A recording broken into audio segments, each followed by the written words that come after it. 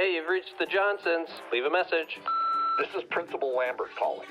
I have your son in my office again. Hi, Mom and Dad. I was just wondering if you could maybe transfer over like another $100. Hey, I just wanted to let you know I may have spilled a plate full of spaghetti on your carpet in the living room. Just use a little baking soda, it'll come out. Hi, this is Peggy, the school nurse. There's a bad case of lice going around. Nothing to be concerned about, but... I know you said no already, but seriously, this new business plan is gonna make us so rich. Call me back. Hey, hon, how's the party going? Say, I know it's last minute, but I invited Eric and Denise over for dinner tonight. I'm sure the house is a mess. Don't worry about it. Just whip something up, and it'll be great.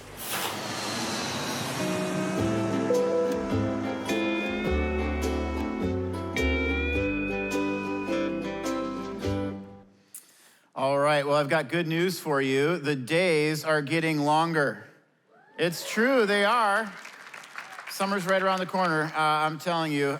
Before I dive in, I want to celebrate what God did this past Christmas because I thought it was truly remarkable. Across our 10 campuses in person, we had 43,668 people attend. Online, we had 29,012 devices. So no some people, but 29,000 devices. Grand total 72,680, which is worth celebrating. And what that means is over 72,000 people heard a clear message about Jesus Christ. In fact, look at this, last number is the one we celebrate the most. 1,175 of you made a first-time decision to follow Jesus Christ. And if you are one of those who made that decision, maybe you didn't get a chance to let us know about that. I think there's something powerful when you let another person know about a spiritual decision that you've made in your life. And so if you would, take out your phone, just take a moment, text the word BEGIN to 77888. We've got some resources we want to send to you because we don't want it to just be check a box, pray to prayer. We want it to be you know God and you have a relationship with God through his son, Jesus Christ, and we're going to send you some materials that will help you do that. Today, we are beginning a new series. It's called Want to Get Away. And no, I am not going to spend the next 30 minutes telling you how to get cheap tickets to Orlando. The tagline of the series is how to build a life that you don't want to escape from. You ever daydreamed about escaping from your life? I mean, no more stress, no more to-do lists, no more responsibilities or relational conflict in your life. I know I'm not doing very well when I start to exhibit escapist behavior. For example, a couple months ago, my wife said to me, she said, hey, how are you doing? And I just sort of laughed and I said, well, I just spent the last 10 minutes watching a YouTube video about a house in Utah that's for sale and completely off the grid. I mean, this thing had solar panels everywhere, its own water filtration system. It was in the middle of nowhere. I was like, take me away, Lord. Now, don't judge because we all have our thing. We all have our thing when we're tired, we're stressed, and overwhelmed. What is that for you? When you find yourself kind of stressed out and overwhelmed by life, where do you start to daydream of going? For some people, their behavior is overeating. For some, it's overdrinking. Some people will say that when they're struggling, they kind of numb the pain with another relationship or physical intimacy.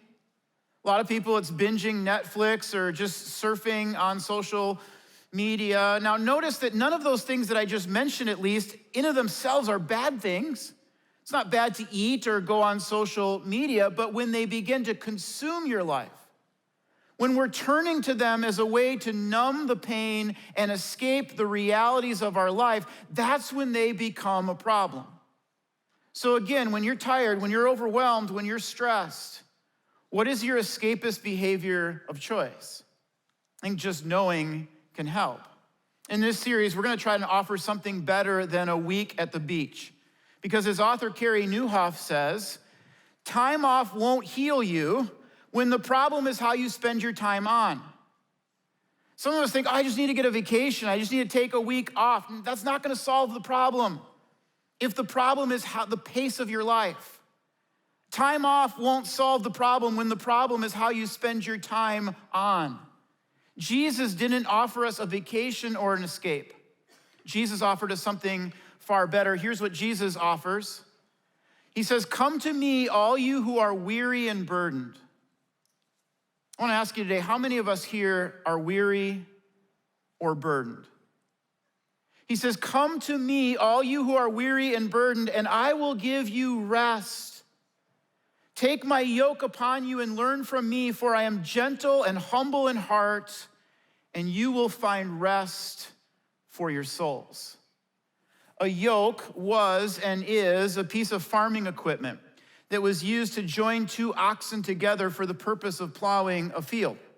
As you can imagine, a yoke was heavy. It was a burden. It weighed you down. Jesus is saying, my teaching, following me, is not like that.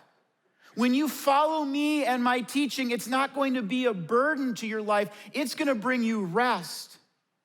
And not just rest, but it's going to bring you rest to your soul. My hope and my prayer for you in this series is that if you are weary and burdened, that you could find rest for your soul. Today's message is titled Schedule because the good news is you don't have to quit your job. You don't have to leave your spouse or move off the grid to fix your life. But we may need to make some adjustments to how we use our time.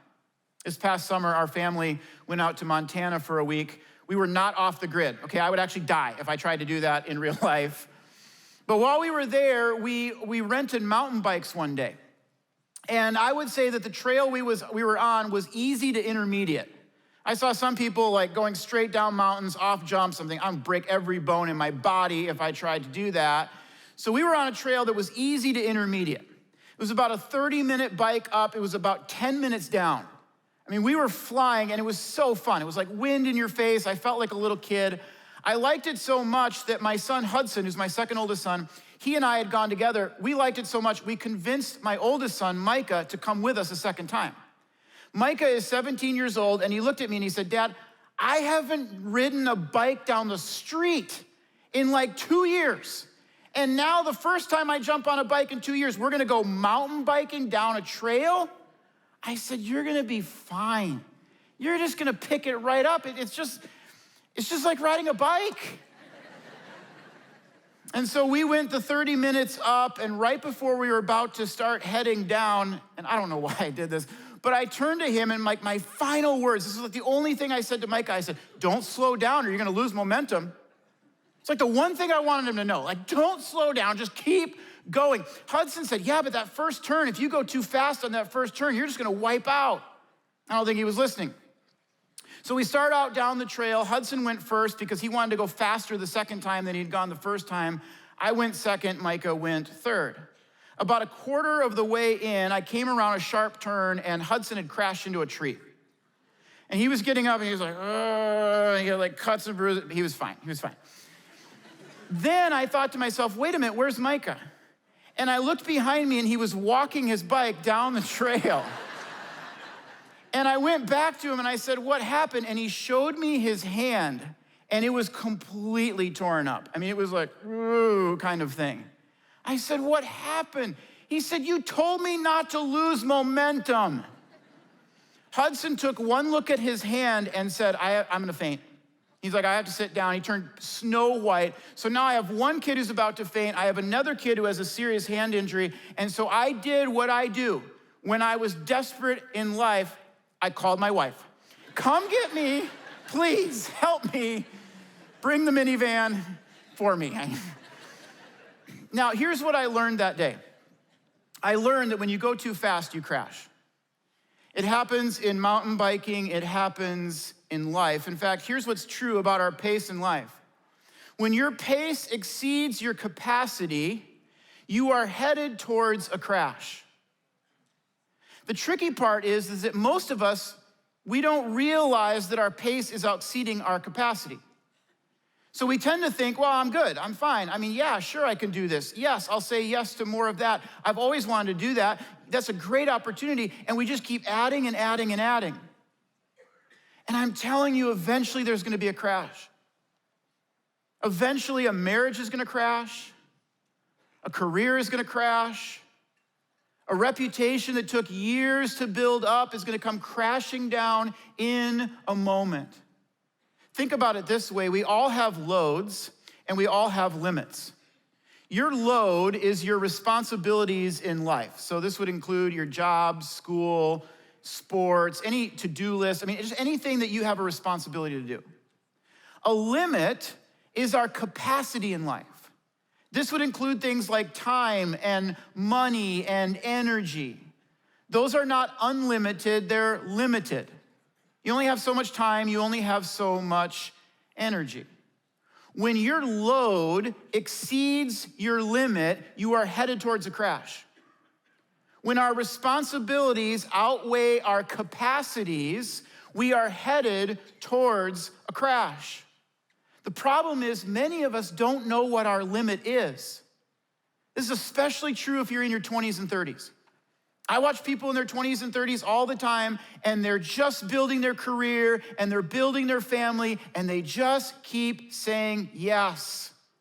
Yes, I'll do that. Of course I'm gonna do that. Yes, I've always dreamed about that. They keep saying yes, yes, yes, yes, yes, until one day they hit their limit. And they end up in the office of a pastor going, wait a minute, what happened? What happened was you went too fast and you took on too much. Corrie ten Boom once said this: if the devil can't make you sin, he'll make you busy. His first choice is to make you sin. That would be option number one. But if that doesn't work, his option B, option number two, is to make us busy. Have you noticed when you ask people how they're doing, the most common response you'll get is good?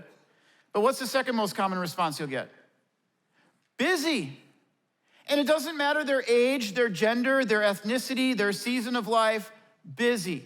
College students, how you doing? I'm busy. I got an internship, got midterms coming up, I'm so busy. Yeah, married couples that don't have kids, how are you? Busy. Like, what are you doing? We're training our puppy. We're potty training the puppy. It's just, we're so busy. Then you've got married couples that have young kids. They're busy. Empty nesters, busy. CEOs, baristas, nannies, Americans, Germans, Australians, all of us, we're busy. Here's the problem. Hurry and love are often incompatible. I want you to think about this with me. What have been the worst moments of your life when you treated the people you love the worst? All of a sudden, just anger came out, impatience, annoyance, you were irritable. Most likely, my guess is that you were busy. You were running late, you had too much to do, you were stressed out, you couldn't handle it. It was one more thing, and then they spilled or they did something, and you just couldn't handle it, and it just came out. The Apostle Paul in 1 Corinthians 13 is defining what love is. Here's what he says first. Love is patient. It's the first thing he says. It's the first way that he defines love. He says love is patient. You can't love people well when you're impatient. And how do you not become impatient when the pace of your life is out of control? How do you have patience when you're living your life at a breakneck speed? In the 1960s, they had laws, actual laws that required most businesses to be shut down on Sunday. Back then, Sunday was a day of rest and a day of worship. In the last 60 years, which really in history isn't that much time, in the last 60 years, our view on Sunday has changed. It is no longer a day of rest for most people. It's no longer a day of worship for most people. Instead, it's a day for youth sports. Go to tournaments. It's a day for football. It's a day for eating out. It's a day for shopping. It's a day for more consumerism. It's no longer a day of rest in people's lives. In his book, The Ruthless Elimination of Hurry, a book that I've drawn from in this message, author John Mark Comer just asked this question. He says, our culture never slowed down long enough to ask, what will this new pace do to our souls? Many of us are finding out. Does the Bible have anything to say about this? Well, in fact, it does. In Psalm 90, verse 10. He says, 70 years are given to us. Some even live to 80. What he's saying is that there's a limited amount of years that we have on earth. It's not unlimited, it's limited. There's a certain capacity. It's 70, 80, maybe 90 years. Elsewhere, the Bible says that to God, from his perspective, 1,000 years is like one day. That means that if you live to be 70 years old, from God's perspective, that's an hour and 40 minutes. Took me 2 hours to figure that out, by the way. Wasted a whole lifetime from God's perspective, just figuring out those numbers. Here's what it says in the very next verse. Teach us to number our days so that we may gain a heart of wisdom. I have memorized that verse. I pray that verse. Lord, teach me to number this day. Teach me to make this day count. And notice he says teach. The default for most human beings is just to sort of float through the week. Is it Wednesday? Is it Thursday? Oh, I can't wait for my vacation in 2-3 weeks. We just sort of float through life. He says, teach me to number today.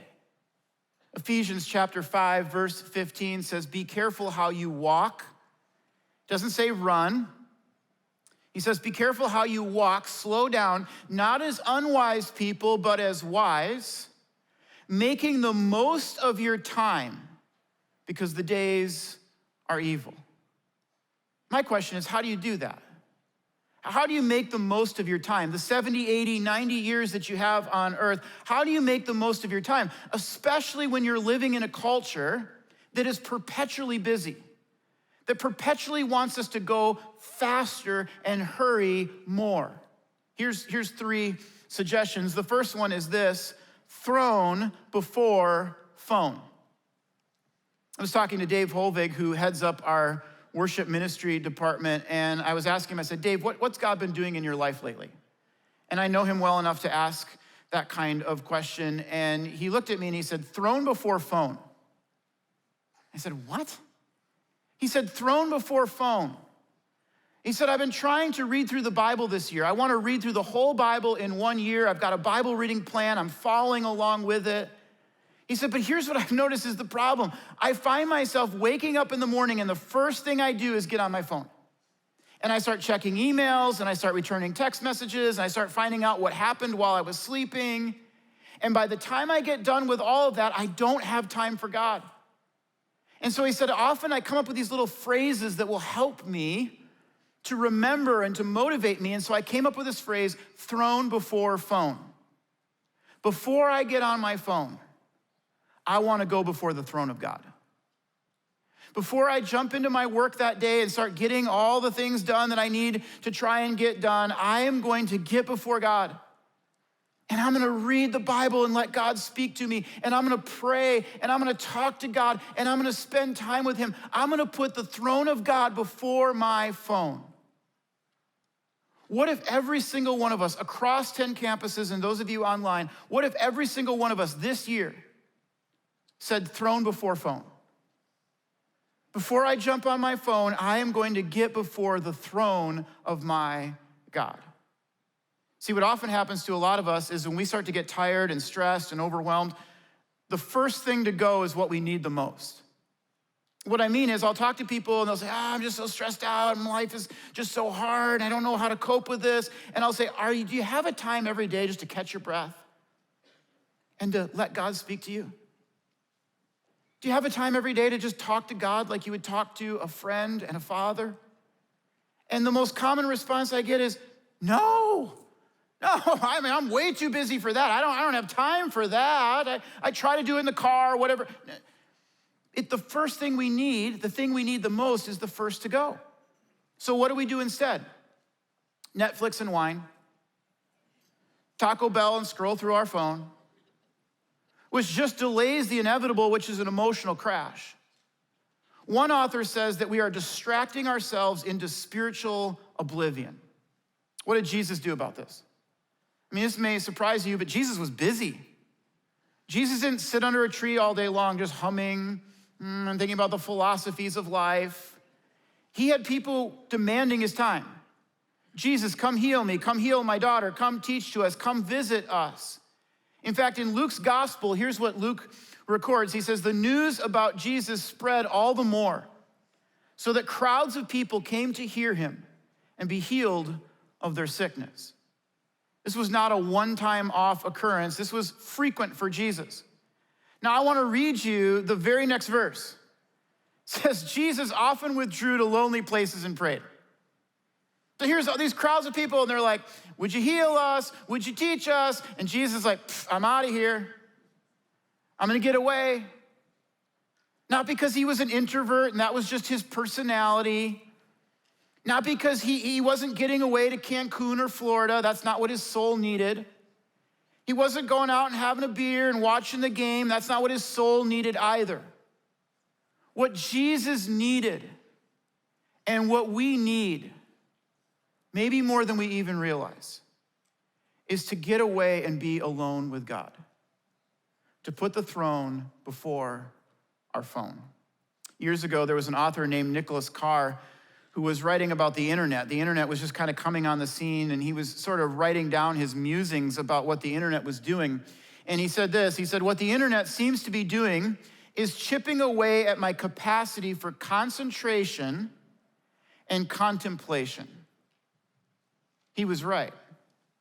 In the year 2000, when the internet was just kind of coming along, the average human being had an attention span of 12 seconds, which isn't great, but 12 seconds, you could kind of focus on something for 12 seconds.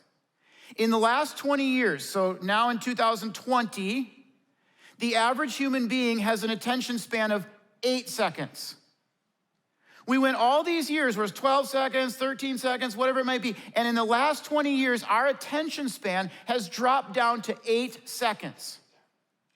To put that into perspective, a goldfish has an attention span of 9 seconds. We are losing to goldfish. If you have a goldfish at home in your little fishbowl, you should do a staring contest this afternoon, and you're gonna lose. Because around this 7 or 8 second mark, you're gonna be like, what was that? What was that? And your goldfish is gonna be like, fuck, sucker, won again. He's gonna be staring at you like that. It's been interesting to me to hear some of the language coming out of Silicon Valley and tech executives who have worked there talking about how they are putting screen time limitations around their own kids. And I thought, well, if you're putting screen time limitations around your kids, what do you know that I don't necessarily know? Sean Parker was the first president of Facebook. He now calls himself a conscientious objector. He said, in the early days, it was all about how can we get more of your attention? So we created things like likes and comments that would give you just a little shot of dopamine. Oh, they liked my picture, they commented on my post, and that would give you a little bit of dopamine, which would what? Give them more of your attention. Parker's exact quote was this. He said, we were exposing a vulnerability in the human psyche. Reed Hastings, who is the CEO of Netflix, was asked by an interviewer if he was concerned about the competition that Amazon Prime was going to be giving to Netflix. And Reed Hastings looked at the interviewer and he kind of shrugged and he said, our competition isn't Amazon Prime, our competition is sleep. What if we put the throne of God before our phone? Theologian Martin Luther once said this. He said, I have so much to do today that I shall spend the first 3 hours in prayer. Now, I don't spend 3 hours in prayer most days. Usually it's about a half hour to 45 minutes. I'm gonna read the Bible, I'm gonna pray. I like to journal some thoughts. I read a chapter of a Christian book. If you're just getting started, I would say 15 minutes would be great as a start. But Martin Luther is hitting on an important principle here. There is a God factor to our time. When you say, God, I am putting you first with my time, you will find out that somehow, some way, God will multiply your productivity. You won't be able to put your finger on it, you won't have an explanation for it, but you'll get to the end of the day and you'll be as productive as you would have been had you skipped that time with God. And you might even be less stressed out in the process. That's why Jesus once said it this way. He said, seek first the kingdom of God, and everything else will be given to you. If you will focus on this one thing, everything else in your life is gonna fall into place. If you will worry about this one thing, you'll have nothing else to worry about. Throne before phone. If you're gonna do this, you've gotta pick a time and a place. You've gotta pick a time and a place, 8 o'clock, 9 o'clock, whatever it might be. And for some of us, it might be before we go to bed. It doesn't have to be first thing in the morning. But you have to pick a specific time and a specific place. And you might need to download an app like YouVersion Bible that has Bible reading plans, or the Eagle Brook app, which has Bible reading plans. You gotta have those two apps so that you've got a plan. And you might need to put a reminder on your phone, so if you slip up and you're on your phone, it just pops up, throne before phone. You're like, yep. You might even need to mark it on your calendar. So if people ask you, hey, can you do something at 8 o'clock? You're like, let me check my schedule. No, I have a meeting at 8 o'clock. I have to meet with my boss, find out what he wants me to do today. Throne before phone. Here's the second way that we can make the most of our time in a culture that's just busy. Make every effort to rest. My wife and I have 5 kids, and so we don't get a lot of rest. In fact, I remember a few years ago, my youngest son, Jasper, was about 6 at the time, and my wife and I put him to bed about 9 o'clock. We went into our room, we were reading, kind of resting. And unknown to us, Jasper took the screen off of his window and climbed out on the roof. My wife and I had no idea. We would never have known, except our neighbors drove past our house at 9:30 at night, looked at our 2-story house with a pitch roof like this, saw our son like sitting up there, and they're like, get back in the house. So the next day they called us and they said, did you know your son was sitting on your roof at 10 o'clock last night? And we said, nope. No idea. There's 5 of them. It's hard to figure out what they're all doing. Just give us Parent of the Year right now. In Hebrews chapter 4, the author of Hebrews is talking about the Sabbath, which was a day of rest. God created the world in 6 days. He rested on the 7th day. And the point that the author of Hebrews is trying to make is that Jesus fulfilled the Sabbath. So Jesus is now our Sabbath rest. If you're weary and burdened, come to me, Jesus said, and I will give you rest. But I want you to notice how the author of Hebrews words this. He says, let us, therefore, make every effort to enter that rest. It's an odd juxtaposition of words. Make an effort to rest. I thought resting required no effort. Well, apparently it does. Apparently you have to make an effort to rest. You have to plan to rest, which begs the question, what is rest? I think this is one of the reasons why people are tired, because they don't actually know what rest is. I'll ask people, what do you do to rest? And people will say, well, Sunday, I'm so looking forward to it. I'm gonna watch football all day. Now, I don't know about you, maybe this is just me, but after 3 hours of watching football, I do not feel like my soul is at a place of rest. Sluggish? Yes. Frustrated? Yes. Sometimes, especially after last week when the Vikings lose the Packers by 30, I was not at rest in my soul after that game. So sometimes what we think is going to bring us rest doesn't really rest us. It might take away our fatigue for a little bit, but it doesn't bring rest deep down to our souls. Here's what the Bible says about a Sabbath. God is speaking and he says, 6 days you shall labor, you shall work and do your work, but the 7th day is a Sabbath. It's a day where you cease from working to the Lord your God. What if you did that? What if you observed a Sabbath? Not in a legalistic kind of way, but what if you said, you know what, I'm gonna work for 6 days, and then on the 7th day, I'm gonna run everything through this question. Will it bring rest to my soul? And if it doesn't, then I'm not gonna do it. I'm gonna save it for the other 6 days. Make an effort to rest. Here's the third way to make the most of your time in a world that's hurried all the time. And it says, prioritize what matters most. In his book, The Myth of Multitasking, author Dave Crenshaw argues that we really can't multitask. We think that we are, but what we're really doing is what he calls switch tasking. Yes, we can watch TV and eat chips, okay? Because one of those doesn't require a whole lot of mental energy. But you can't really return an email and listen to your son at the same time. We think that we're multitasking, but what we're really doing is switch tasking. And some people are really good at switching from one task back to the next. We call those people women. Women are like cheering over here. But if you're like me, I'm like, oh, and then I just finally go, just let me focus. We can't really multitask. Well, here's what this means. We have to prioritize our time. We have to be willing to say no to this so that we can say yes to something else. I used to not understand this, but now I do.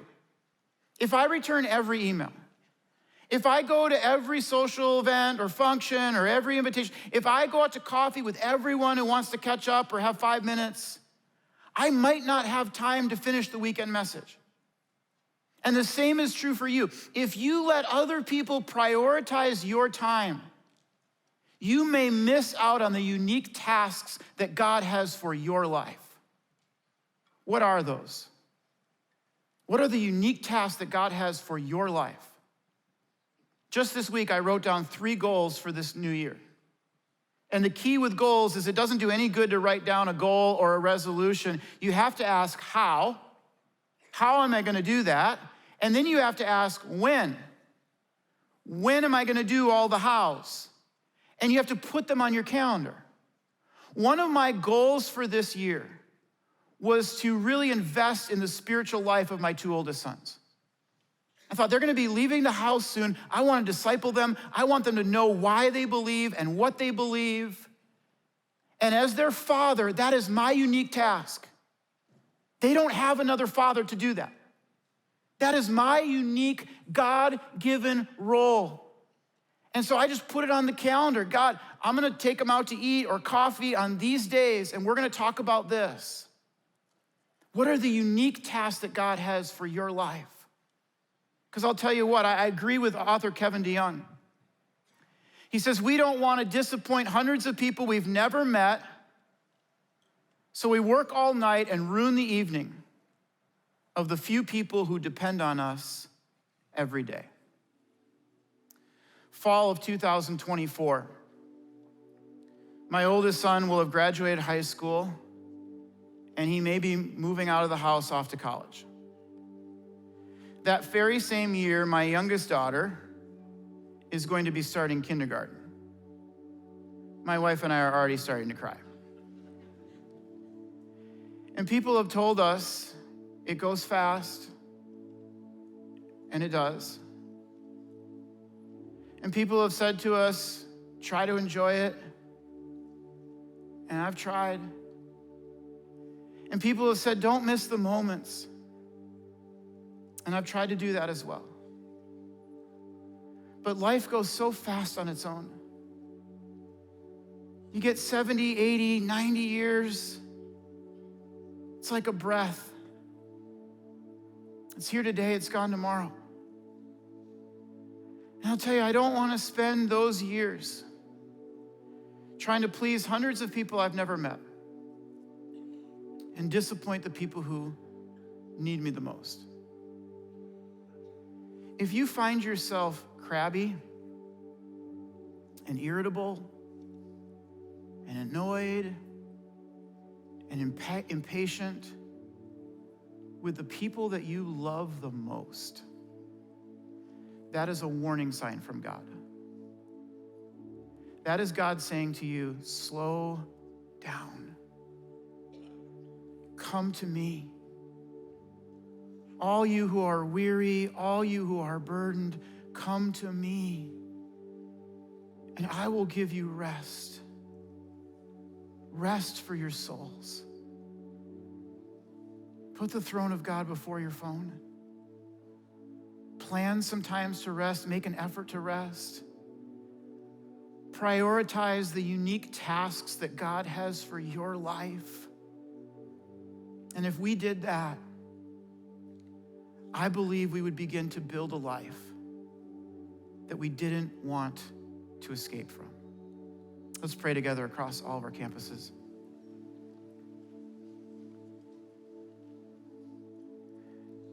Jesus, you are here right now in this moment. And so, God, all those who are weary and burdened, we come. Right now, we come to you. And we ask, God, for rest. We ask for rest for our souls. God, some of us have been going so fast and at such a pace that we have become stressed and irritable and crabby and overwhelmed. God, I pray for your forgiveness and your grace, but I pray for your wisdom to slow down and make an effort to rest. God, I pray for the ability to truly love the people who we love the most. And love is patient. Love isn't hurried or rushed. God, we come to you right now. We ask for rest for our souls. And we ask it in Jesus' name. Amen. Next week, we're talking about stress. If you know somebody who's dealing with stress, who's stressed out, you got to get them to church next weekend. We'll see you there.